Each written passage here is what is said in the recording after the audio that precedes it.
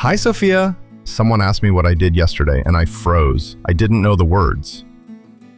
Don't worry, Mark. Talking about your day is easy. Let me tell you about my day yesterday, step by step. Great. I will listen and ask questions. Perfect. Listen closely. I will speak slowly. Yesterday, I woke up at 7 a.m. Did you get up immediately? No, I stayed in bed for 10 minutes. Then I stretched my arms. Stretched? What does that mean? It means I extended my arms to wake up my muscles, like this. After that, I got out of bed and went to the bathroom. What did you do there? I brushed my teeth and washed my face with cold water to wake up.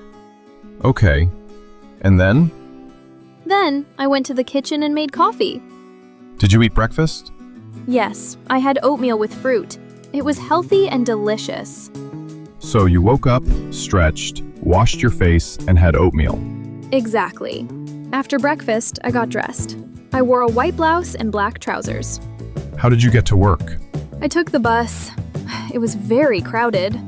Crowded means many people? Yes, there were no seats, so I stood all the way. I arrived at the office at 9 o'clock. I checked my emails first. Was it a busy morning? Yes, I had a meeting with my team. We discussed a new project. At 1 p.m., I had lunch with my colleague Anna. Where did you eat? We went to a small cafe nearby. I ordered a chicken salad. Did you talk about work? No, we talked about our weekend plans. It was a nice break.